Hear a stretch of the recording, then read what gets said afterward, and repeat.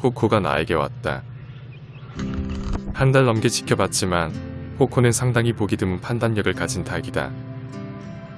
일반적인 닭들과 달리 녀석은 누구와 함께 있어야 보호받을 수 있는지 본능적으로 아는 것 같다.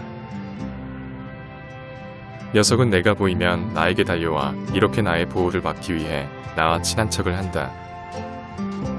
그리고 내가 보이지 않을 때는 녀석은 도이무리와 함께 농장을 돌아다니며 먹이 활동을 한다.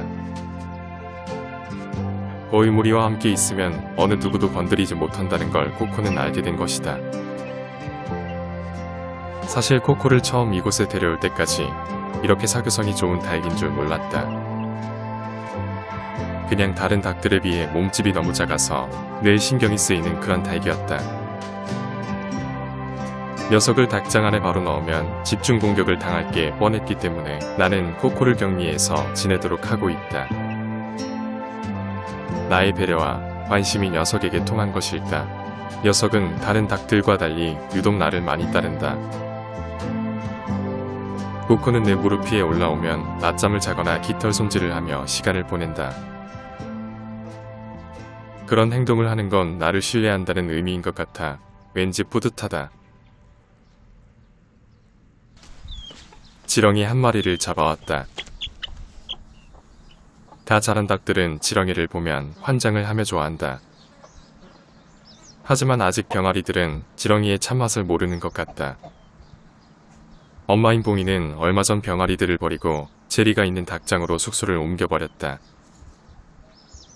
거위나 오리가 엄마였으면 끝까지 자기 새끼들과 함께 지냈을 테지만 닭들은 어느 정도 자라면 매정하게 새끼들과 이별한다.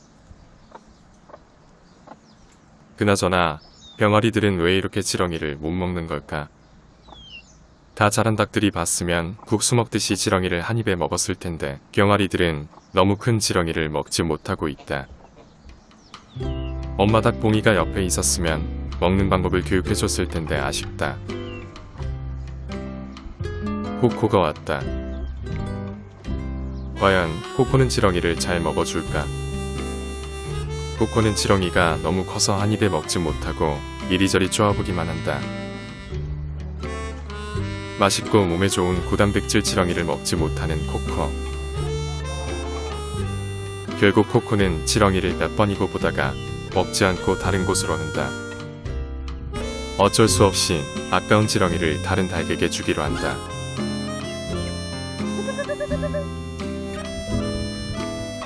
커다란 지렁이를 너무나도 순식간에 먹어버리는 암탉.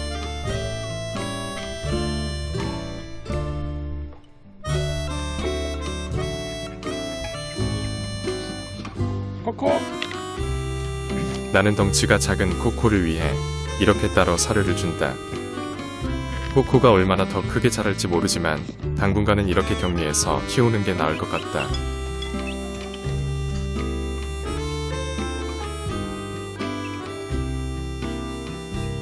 이곳은 저녁이 되면 코코가 혼자 잠을 자는 곳이다.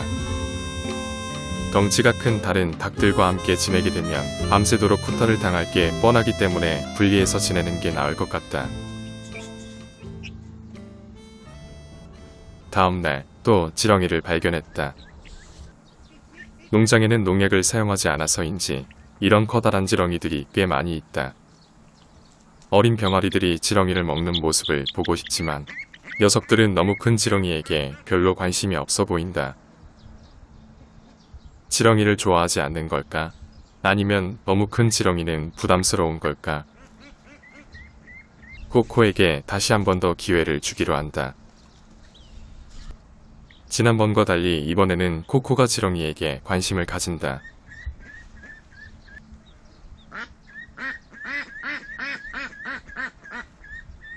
결국 코코는 국수 먹듯이 한 입에 커다란 지렁이를 삼켜버린다. 나무에서 떨어진 살구들을 모아서 가져왔다. 농장에 있는 보이, 닭, 오리들은 과일을 아주 좋아하기 때문이다. 닭들이 대량으로 죽고 난 뒤 그동안 잘 유지되었던 농장의 힘의 균형이 깨졌다. 결국 거위무리들이 또다시 이곳의 지배계층으로 자리를 잡아가고 있는 것이다. 이제 몇 마리 없는 닭들은 과일 근처에도 못 오고 오리들은 거위들을 상대하기엔 적수가 되지 않는다. 거위들은 럭비에 스크럼을 짜듯 똘똘 뭉쳐서 다른 오리나 닭들이 근처에 오지 못하도록 철벽 방어를 하고 있다. 산란기가 끝난 거위들은 더 이상 따로 다니지 않고 레오그룹 거위들은 모두 그레이 밑으로 들어왔다. 그래서 인정하고 싶진 않지만 그레이가 또다시 거위무리 뿐만 아니라 이곳 모든 동물들의 왕이 되어버린 것이다. 그나저나 더 이상 상대가 없는 이곳 농장에서 거위들은 최고의 지배계층답게 살구를 독차지하며 아주 맛있게 먹고 있다.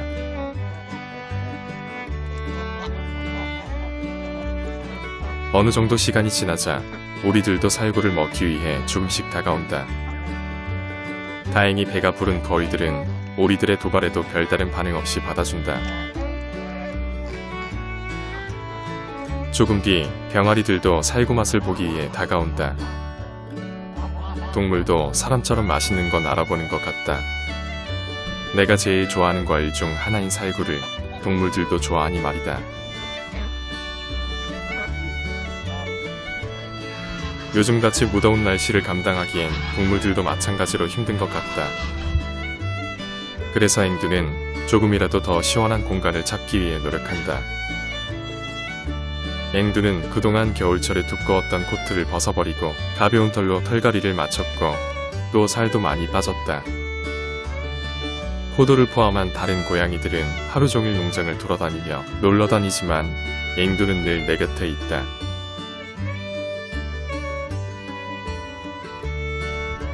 아주 우연한 기회에 조이가 알을 품고 있다는 사실을 알게 되었다. 그런데 왜 하필 다른 암탉들이 모두 기피하는 이런 덥고 습한 계절에 알을 품고 있는지 모르겠다. 그동안 나는 많은 수의 알을 부화하다 보니 습도가 높은 여름철에는 부화율이 현저하게 떨어진다는 걸 알게 되었다. 그래서 대부분의 암탉들은 이런 계절에 풀어나는 걸 꺼린다. 고생은 고생대로 하고 그 노력만큼의 성과는 없기 때문이다. 내 경험상 어쩌면 단 한 마리의 병아리도 태어나지 못할지도 모른다. 조이는 본능적으로 닭장한 팔레트 밑을 가장 안전하다고 판단한 것 같다. 조이는 지금 총 8개의 알을 품고 있다. 이 중에서 과연 몇 마리의 병아리들이 태어날까? 성공 가능성은 너무 희박하지만 지금 나는 조이가 성공하는 모습을 보고 싶다. 만약 조이의 무모한 도전이 성공한다면 나에게도 큰 힘이 되어줄 것 같기 때문이다. 그래서 나는 마음속으로 조이가 성공하기를 간절히 응원하고 있다.